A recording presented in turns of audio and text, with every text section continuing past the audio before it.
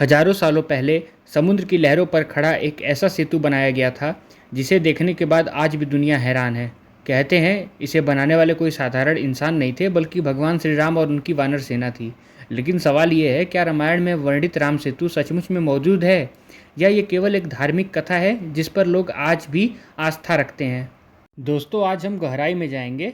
हम देखेंगे इतिहास, धर्म, पुराण, विज्ञान और आधुनिक खोजों को, नासा की तस्वीरों को, भारत सरकार की रिपोर्ट और सुप्रीम कोर्ट में चल रहे विवाद तक। वाल्मीकि रामायण में एक अद्भुत प्रसंग आता है। जब रावण माता सीता को लंका ले गया तब भगवान श्री राम ने वानर सेना संग समुद्र किनारे पहुंचकर लंका जाने का मार्ग ढूंढना शुरू किया। लेकिन सामने था अथाह समुद्र, लाखों मील तक फैला पानी जिसकी गहराई असीमित थी। श्री राम ने समुद्र देवताओं से प्रार्थना की, हे सागर देव, हमें रास्ता दीजिए ताकि हम धर्म की रक्षा कर सकें। कहा जाता है समुद्र देवता ने उत्तर दिया, हे रघुनंदन, आपका मार्ग केवल सेतु निर्माण से ही संभव है। वानर नल और नील में अद्भुत शक्ति है, यह पत्थर को जल में तैरने के लिए मजबूर कर सकते। इसके बाद शुरू हुआ विश्व का सबसे अद्भुत निर्माण कार्य। वानर सेना ने जंगलों से विशाल पत्थर लाए। नल और नील उन पत्थरों को समुद्र में डालते और चमत्कार यह होता कि पत्थर डूबने की बजाय पानी पर तैरने लगते। धीरे धीरे पत्थर एक दूसरे से जुड़ते गए और अतः भारत से श्रीलंका तक 1000 योजन लंबा और 10 योजन चौड़ा सेतु बन गया। लगभग 30 से 40 किलोमीटर लंबा और 3 से 4 किलोमीटर चौड़ा। कहा जाता है कि इसी सेतु से होकर श्री राम, लक्ष्मण, हनुमान और वानर सेना लंका पहुँचे। रामायण की इस कथा ने हजारों सालों से लोगों की आस्था को मजबूती दी। लेकिन सवाल उठता है, क्या ये सेतु वास्तव में बना था?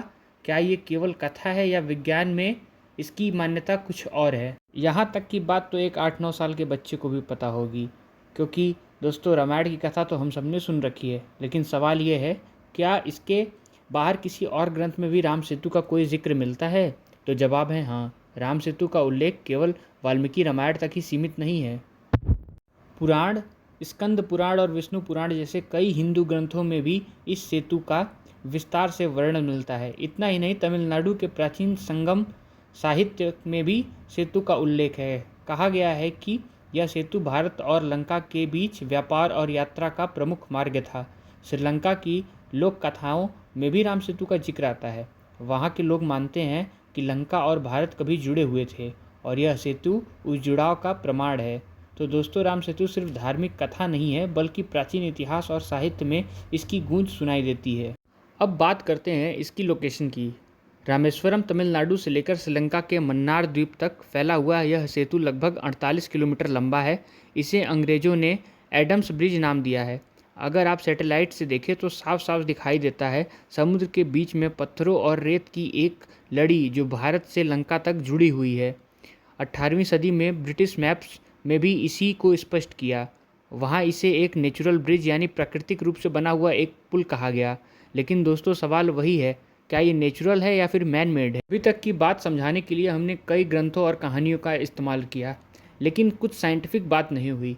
अब आते हैं विज्ञान और आधुनिक खोजों पर। सन 2002 में नासा ने समुद्र की सैटेलाइट तस्वीर जारी की। इसमें साफ दिखाई दिया कि पानी के नीचे पत्थरों की एक लड़ी जो सीधी लाइन में फैली हुई थी, भारत से लेकर श्रीलंका तक जुड़ी हुई थी। नासा ने ये तो कहा कि तस्वीर में जो दिख रहा है वो नेचुरल भी हो सकता है और मैन मेड भी हो सकता है, लेकिन यह रहस्य और गहरा हो गया। Geological survey of India (GSI) ने इस पर शोध किया।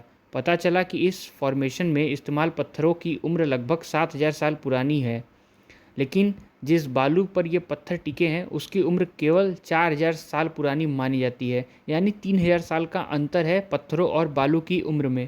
इसका मतलब यह है कि पत्थर समुद्र में प्राकृतिक रूप से नहीं पड़े थे बल्कि कहीं और से लाकर रखे गए थे। यानी कि ये कोई मानव संरचना हो सकती है। मरीन आर्कियोलॉजिस्ट ने भी कई बार डाइविंग करके इसकी जांच करने की कोशिश की। उनके अनुसार ये फॉर्मेशन प्राकृतिक कोरल रीफ से मेल नहीं खाता बल्कि इसमें मानव निर्मित संरचना जैसी विशेषताएं हैं। दोस्तों सोचिए, अगर पत्थर नेचुरल होते तो उनकी उम्र और नीचे की परत की उम्र एक जैसी क्यों नहीं होती? तो दोस्तों, राम सेतु की कहानी आप जानकर आपको ये तो पता चल गया होगा कि राम सेतु भारत के इतिहास और भारत के लोगों के लिए कितना ज़रूरी है और कितना आस्था वाली चीज़ है। लेकिन हमारी भारत सरकार ने एक बार इसी राम सेतु को बीच में से तोड़ने का निर्णय ले लिया था। आखिर भारत सरकार ने ऐसा निर्णय क्यों लिया? अगर आप वो जानना चाहते हैं तो कमेंट सेक्शन में बताइए, मैं उस पे भी वीडियो ला दूँगा। तो दोस्तों, राम सेतु का रहस्य आज भी पूरी तरह खुला नहीं है। विज्ञान के पास अपने तर्क हैं और धर्म के पास अपनी आस्था। लेकिन एक बात साफ है, समुद्र के बीच यह फैला अद्भुत पुल साधारण नहीं है। यह केवल पत्थरों और रेत का ढेर नहीं है, बल्कि करोड़ों लोगों की आस्था और संस्कृति की इतिहास का प्रमाण है। हो सकता है विज्ञान इसे प्राकृतिक कहे, लेकिन जिसने दिल में आस्था होगी वो इसे आज भी भगवान श्री राम की अस्तित्व की निशानी के तौर पे देखेगा। तो दोस्तों, अब फैसला आपका है। आप क्या मानते हैं? क्या राम सेतु प्राकृतिक है या फिर किसी चमत्कार यानी कि भगवान श्री राम से जुड़ा हुआ है? अपने विचार कमेंट सेक्शन में ज़रूर बताइएगा।